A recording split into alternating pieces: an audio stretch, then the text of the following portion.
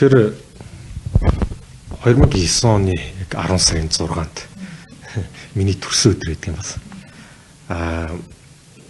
Оюутлын хөрөнгө оруулалтын гэрээ анх байгуулагдсан. За анх байгуулагчтай бол улсын хурлаас үндсэн зарчим өдөр дэмжээг нь 40-р тогтоолоор.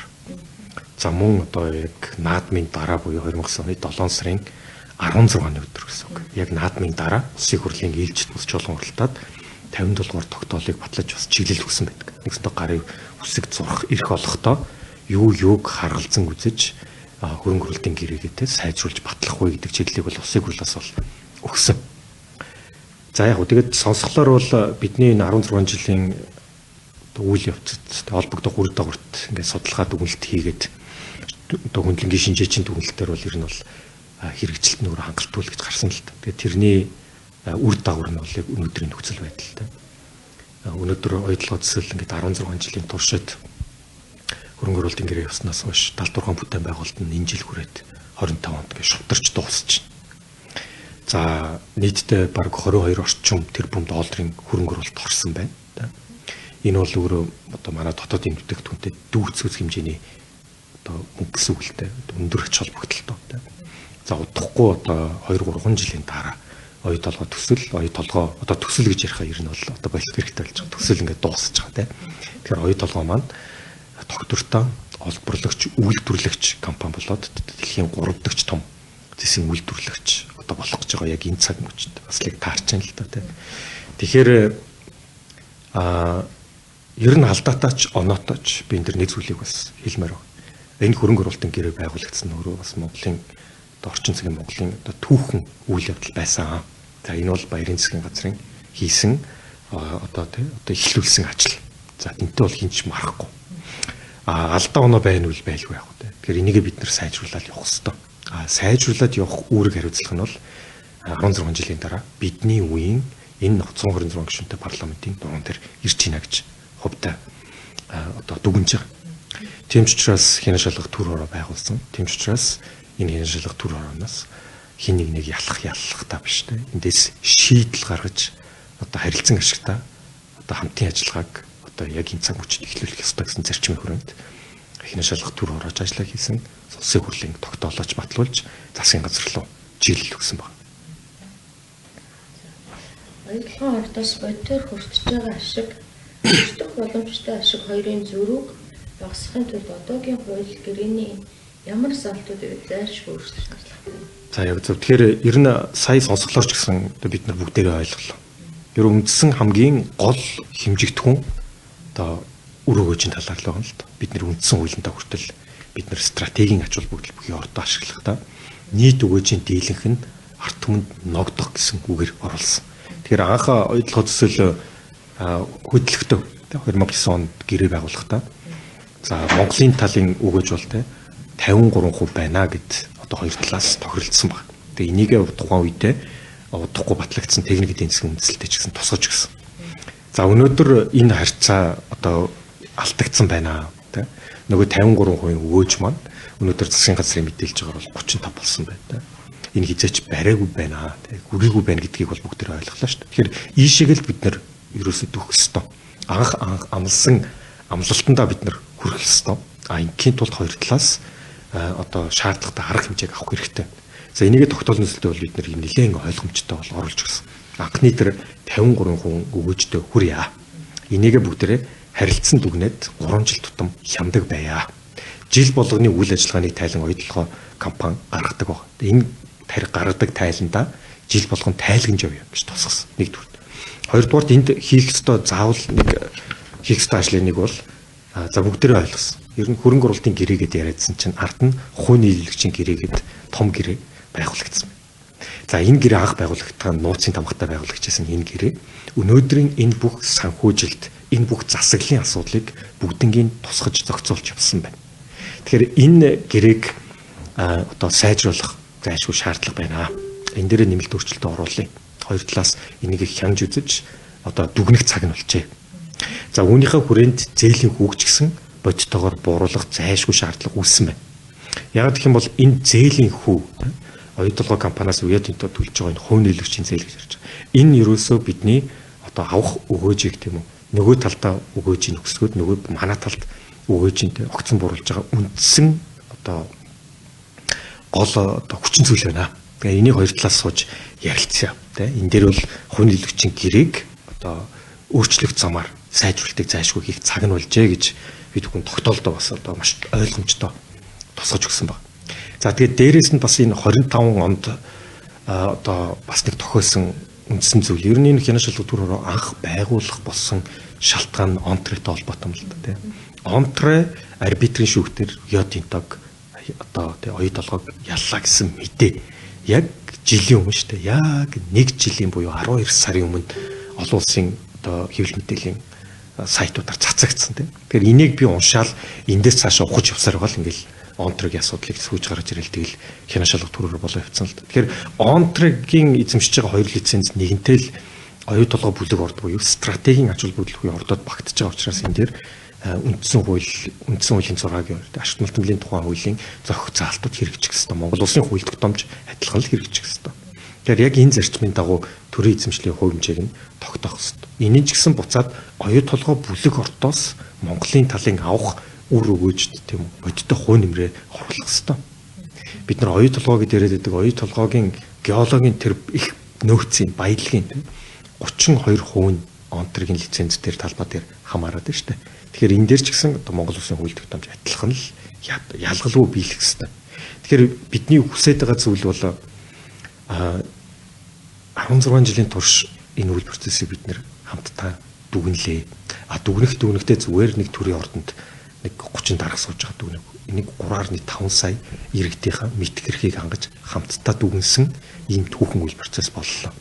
Үе үеийн шийдвэр гаргасан ерөнхийлөгчөөс нахуулаад, улсын хурлын даргаас нахуулаад, тухайн үеийн ерөнхий сайдуудаас ахуулаад, улсын хурлын одоо олон гишүүдээс ахуулаад, үе үеийн засгийн газрын гишүүд, үе үеийн төлөөлөл удирдах зөвлөлийн гишүүд, үе үеийн гүйцэтгэх удирдлууд бүгдээрээ ирж хамтдаа дүгнэлээ.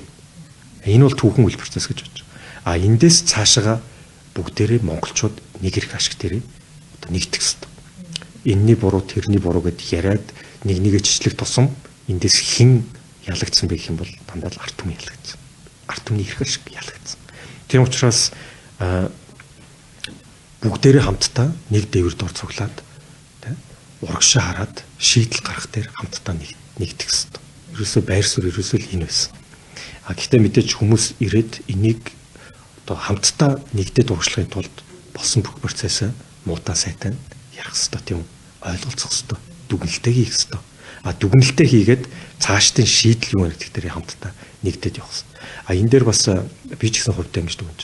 Үе үеийн шийдвэр гаргаж ирсэн тэр улс төрийн том өндөр албан тушаал ашиж ирсэн хүмүүс алдаа оноотооч бай нэгэнтээ оюу толгойн энэ том стратегийн ордыг ашиглахад шийдвэр гаргалцаж явсан бол цаашдын гарах шийдвэр дээр хамтдаа ирэх ашиг одоо одоогийн засгийн газартаа одоогийн шийдвэр гаргачтай хүч нэмэр болох хэвээр өөрсдийн хувь нэмрээ оруулах хэвээр энэ бол бас тэдний түүхэн үүрэг гэж бодож байгаа. Яг гэх юм бол энэ бол гаргасан алтайгаа засах маш том боломж тийм. За мөн өөрсдийн тэр хүсэжсэн хүлээжсэн тэр бодит үр дүнг авчрах маш том бас хөшүүрэг гэж бодож байгаа. Илүү өөрөөрөө ашиглахын тулд менежмент, техник, технологи, санхүүжилт, хүний нөөцийн төвшөнд тэгээд аль төвшөнд ер нь Монголын оролцоо нэмэгдэх ёстой вэ? Зарим шинжээчид болохоор 100% өөрсдөө ажиллуулаад гаргасан мөнгийг нь босгоод гаргачаа гэсэн тийм санал хэлж байна. Тэгэл яг. Тэгэхээр хүмүүс одоо арт иргэдээс ч гэсэн маш олон төрлийн саналууд, маш их мессежүүд надад ирж байна л да. Тэгэхдээ бид нэр энэ дээр бодиттой хандах хэрэгтэй. Бидний гаргаж байгаа үр дүн хэрэгжихүйц хөрсөн дээрээ буулсан бодиттой байх хэрэгтэй. Яг гэх юм бол бид нэр маш том бүтээн байгуулалтыг ярьж байгаа. Энэ бол зөвхөн өнөөгийн одоо Монгол улс гэлтэхгүй дараагийн 20, 30, 40, 50 жилийн Монгол улсын ирээдүйд бидний хойч үед бас өндөр ач холбогдолтой байх төсөл учраас бид нар энэ дэр маш болгоомжтой, хултай, суурьтай, углуурхтай, судалгаатай, логиктой, шинжилгээтэй хандах хэрэгтэй. Өнөөдөр оюу толгой энэ далдуурхан том бүтээн байгуулалт бол үнэхээр дэлхийн хэмжээний бүтээн байгуулалт. Энэ бүтээн байгуулалтыг бас одоо аваар өсөлгүй одоо аюулгүй тогтвортой ингэж авч явах зөвхөн бас одоо ур чадвартай компаниуд байдаг тийм. Тэгэхээр нэг нь бол ялцгүй Rio Tinto юм уу? Дэлхийн хэмжээний одоо хамгийн том уул уурхайн одоо группүүдийн нэг. Тэгэхээр Rio Tinto бас Монгол улсад тухайн үедээ одоо бас эрсдэл хүлээнтэй орж ирсэн нь бол одоо бид нэр талхалтаа хандах хэрэгтэй. Цаашдаа ч гэсэн үргэлжлэх хэрэгтэй. Харин одоо бид бүхэн алдаанаасаа суралцаад улам сайжраад эдийн засаг томроод тий бидний зээлжих зэрэглэл сайжраад Монгол улсад ч гэсэн шийдвэр гаргагчдын ур чадвар туршлага ингээд арвижих тусам бид нар илүү харилцан ашигтай өөртөө ашигтай хэлбэрлүүл шилжих ёстой. Энэ бол байдгал энгийн байгалийн зарчим тий 20 жилийн өмнө тухайн үедээ гэрээ хийж хахад англи хэлтэй хуульч олдохгүй юу гэдгээс ихсүүлээд арай өөр байсан баг. Гэхдээ өнөөдөр бас өөр болсон. 126 гишүүнтэй шинэ парламент дотор маш олон төрлийн мэдлэг чадвартай тий дотоодоо гадаадаа туршлагатай боловсралтай янз бүрийн мэдлэг ур чадвартай залуучууд зөндөө орж ирсэн. Тэр хэмжээгээр бид нэр одоо гаргах шийдвэр нь улмал одоо сайжрал ингээл явах хэрэгтэй тий. Аливаа орны одоо хөгжил бүтээн байгуулалтыг харах юм бол бас л ийм процессор явдаг. Тэгэхээр бид нэр энэ дээр ч гэсэн адилхан л улам сайжруулаад цаашаа ингээд явах хэрэгтэй юм л та. Тийм учраас энэ дэлхийн хэмжээний бүтээн байгуулалттай урагшаа бас саадгүй явах хэрэгтэй. Харин үүн дээр бид бүхэн Монгол улсын эрх ашигын төлөө Монгол улсын эрх ашигыг хангаж Монгол улсын үр өгөөжийг авах үр өгөөжийг энэ төсөл дээрээ улам сайжруулад дээшлүүлээд үндсэн хуулийнхаа одоо агуулгыг хангаалах хэрэгтэй. Энэ юу гэсэн үг гэхээр нийт өгөөжийн үр өгөөжийн дийлэнх нь одоо Монголын ард түмэнд ногдох энэ чиглэл рүү бид нэр одоо орох хэрэгтэй. Тэгэхээр ер нь сая 16 жилийн туршид энэ холбогдох үр дагавар дээр судалгаа хийж хад нэг зүйл ажиглагдсан. Энэ бол миний бодлоор бол хоёр талын хоёулынгийнхаа алдаа байсан. Энэ бол мэдээллийн маш тэнцвэргүй байдал. Мэдээлэлээ нууж хаадаг байсан 16 жил өнгөрсөн байна. Нууцын тамгыг те ер нь бол уруулан ашигласан байна. Мэдээллийн хоёр тал нуух тусам хоорондын үл ойлголцол зөрчилдөөн одоо нэг хардл сэрдэлт те өтөр шиг болсон байна. Энийг засах ёстой. Энэ бол хоёр талаас гаргасан том алдаа гэж хэлж байгаа. Энийг засаад урагшлах ёстой. Илүү нээлттэй байх ёстой байна. Илүү харилцан ашигтай, харилцан бие биендээ итгэлцэл дээр үндэслэн одоо урт хугацааны түншлэл эндээс цаашаа явах ёстой. Энийг бол харин оролцогч тал бүр ухамсарлаж явах ёстой. Энэний үгсээ үгээр хөрөнгө оруулагч тал нэгдэг. Хоёрдугаарт одоо Монголын эрх ашигыг төлөөлж байгаа Монгол улсын засгийн газар, хэлцээрд орж байгаа засгийн газар. За мөн одоо парламент ч гэсэн. Тэгэхээр энийг бид нэр нээлттэй ил тод тайлагнах тусмаа алдаа гарах магадлал багасна гэсэн үг байхгүй тий. Олон нийтэд тий. Одоо тэр баялагийг эзэмшигч, үндсэн хуулиараа эзэмшигч, энэ төрийн нийт өмчүүд тий. Ард түмэнд нь тайлагнаж явах хэрэгтэй байхгүй. Тэгэхээр энэ зөвхөн оюу толгой төсөл гэлтэггүй. Монгол улсад хэрэгжиж байгаа томоохон бүтээн байгуулалтууд, Монгол улсад хэрэгжиж байгаа татварлагчдын мөнгөөр санхүүжиж байгаа эсвэл ард түмний баялагийг захиран зарцуулж байгаа энэ үйл процесс өөрөө байнга нээлттэй явах хэрэгтэй. Энийг олон нийт бол маш ойлгомжтой хэлж байгаа шүү дээ. Ойлгомжтой. Бид бүхэн тайлагнаач. Бид бүхэнд мэдгэрхийг хангаач. Мэдгэрхээр маш их цангацсан байсныг бол саяны сонсголоор бид нар бүгдээрээ ойлголоо шүү дээ. Энэ бол ингэх учиргүй байсан. Олон нийт мэдгэрхийг бид нар хангаал явах хэрэгтэй байсан. Том геополитик яриад, том улс төр яриад нууж хаасаар л ирсэн бохгүй.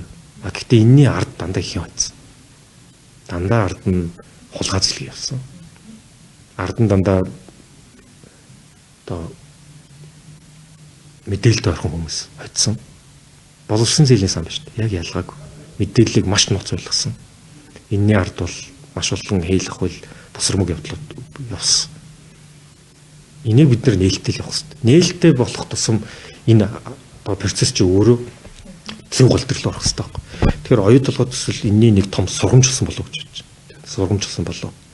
Одоо манай арт иргэд бол зүгээр тэр хүмүүст мэдээллийн зөв ойлгуулчих юм бол бүгдээрээ нэг тийм тэнгэр дээр байгаа эсвэл огт биелэх боломжгүй бүсээгүй шүү дээ. Зүгээр л анх амлсан амлалтаа биелүүлээч тий. Харилцан ашигтай явах дээр бол цал нэгдэхгүй нэг ч байхгүй шүү дээ. Тэгэхээр энийг л биелүүлэх хэрэгтэй. Энийг бол үе үеийн засгийн газар, үе үеийн парламент дараагийн томоохон шийдвэр гаргаж бид нар байнга санаж энийг амьдрал дээр бодитоор хэрэгжүүлж явах хэрэгтэй. Хагийн асуулт маань рейтинг төдий харьцах та цаашдаа хөрөнгө оруулагчийг үлээхгүй үндэсний эрх ашиг хамгаалах тэнцвэрээ яаж хадгалах вэ гэсэн та замын баг харуулчлаа. Ер нь нэг үгээр илэрхийлдэг. Ер нь оюу толгойцлын энэ одоо олон жил явсан үйл ойлголцол эргэлзээ за мөн одоо алдаануудыг бид нэр засаад явах тусам энэ нь өөрөө дараагийн томоохон хөрөнгө оруулагчид орж ирэх суурийг нь бид нар бэлтжин гэсэн үг л дээ. Суурийг улам бэхжүүлж гэсэн үг.